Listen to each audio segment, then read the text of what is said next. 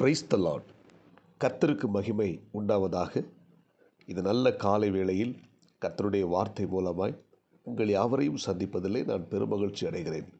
லூக்கா 22 அதிகாரம் 42 வசனம் சொல்லுகிறது, என்னுடைய சித்தத்தின்படி அல்ல, உம்முடைய சித்தத்தின்படியே ஆக கடவுது.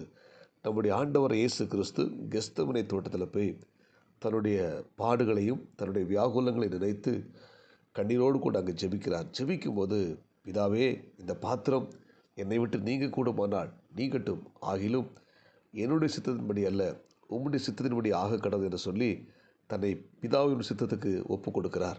பிதாவின் சித்தத்துக்கு ஒப்பு கொடுத்து இந்த பாடுகளையும் கஷ்டங்களையும் அனுபவித்து நமக்காக, நம்முடைய பாவங்களுக்காக அவர் சிலுவை சுமந்து அடிக்கப்பட்டு தன்னுடைய ஜீவனை அவர் கொடுத்திருக்கிறார். ஆமென். இயேசு கிறிஸ்து பிதாவின் சித்தத்தை செய்து முடித்தது போல இந்த இறைவார்த்தை கேட்கிற நீங்கள் நானும் எப்பொழுதும் தேவ சித்தத்தை மட்டுமே செய்கிற ஒரு தேவனுடைய பிள்ளைகளாய் காணப்படுவோம். ஒரு ஆங்கில கவிதையில் ஒரு பறவை குறித்து சொல்லப்பட்டிருக்கிறது. அந்த பறவை பறந்து போகும்போது, தன்னுடைய இடத்துக்கு போகும்போது திடீரென்று பார்த்திங்கன்னா ஒரு புயல் காற்று வீச ஆரம்பித்தது. இந்த புயல் காற்று வீச ஆரம்பித்த பொழுது இந்த பறவை எப்படியாவது தன்னுடைய இடத்துக்கு புறப்பட்டு போக வேண்டும் என்று சொல்லி அந்த புயல் காற்றை எதிர்த்து பறக்க ஆரம்பித்தது. ஆனால் இந்த புயலின் வேகத்தினால் இந்த பறவையால் காற்றை எதிர்த்து போராட முடியவில்லை. எனவே இந்த பறவை தன்னுடைய முடியை மாற்றிவிட்டு இப்பொழுது புயலுடைய கையில் தன்னை ஒப்பு கொடுத்தது. புயல் வீசுகிற திசையை நோக்கி அது பறக்க ஆரம்பித்தது. இந்த புயல் அந்த சீற்றத்தில் இந்த பறவை அடித்து வரப்பட்டு ஒரு நல்ல ஒரு அழகான ஒரு புல்வெளி நிறைந்த அழகான ஒரு இடத்துல கொண்டு அந்த புயலால் இந்த பறவை தள்ளப்பட்டது. அன்புக்குரிய தேவனுடைய பிள்ளை, சில நேரங்களில் நாம் என்ன செய்கிறோம்? தேவ சித்தத்துக்கு எதிர்த்து போராடுகிறோம். ஆனால் நாம் எதிர்த்து போராடுவதனால நம்முடைய வாழ்க்கையில் எந்த மேன்மையும் அடைய முடியாது. எனவே தேவ சித்தத்துக்கு நம்மை ஒப்புக் கொடுக்கும்போது தேவன் நம்மை ஆஸ்வதிக்கிறார், நம்மை நல்ல பாதையில் கொண்டு வைக்கிறார். இன்றைக்கி பார்த்திங்கன்னா அநேக தேவனுடைய பிள்ளைகள் தேவ சித்தத்துக்கு எதிராக செயல்பட்டு கொண்டிருக்கிறாங்க.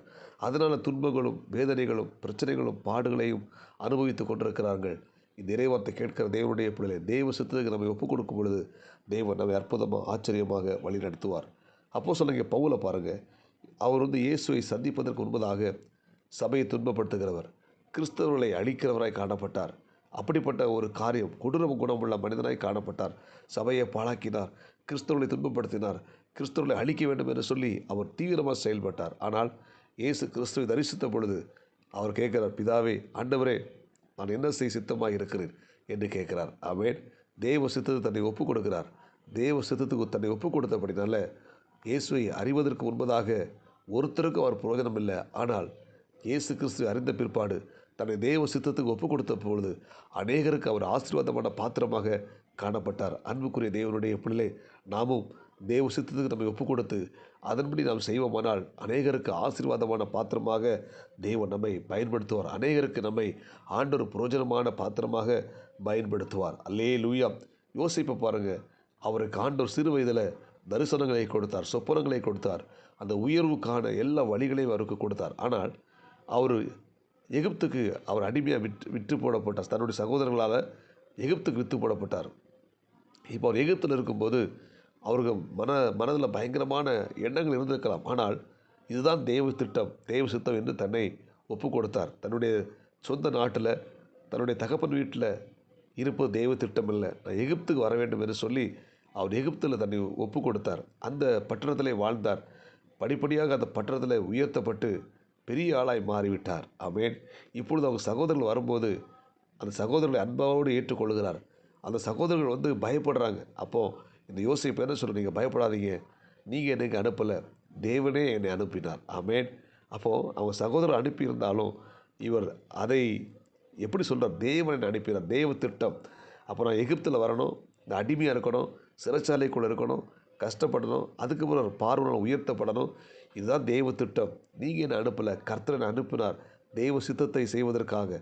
அதனால் பாருங்கள், அந்த யோசேப்பு தன்னை தேவ திட்டத்துக்கு ஒப்பு கொடுத்தனால அந்த யோசேப்பு தேவன் ஆஸ்வதித்தார். அவர் மட்டும் உயர்த்தப்படலை, அவர் மூலமாக அந்த நாட்டில் இருக்க எல்லாரும் ஆஸ்வதிக்கப்பட்டார்கள்.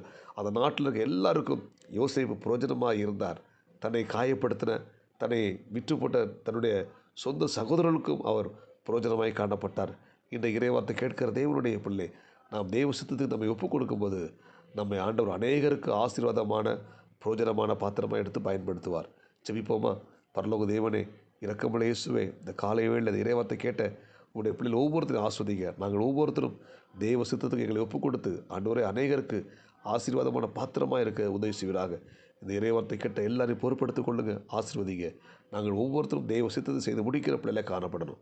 இயேசுவின் நாமத்தில் ஜெபிக்கிறோம் நல்ல பிதாவே, ஆமேன். God bless you. உங்கள் யாவரை கர்த்தர் ஆஸ்வதிப்பாராக. இந்த நாள் இனிமையாய் அமையட்டும். ஆமேன்.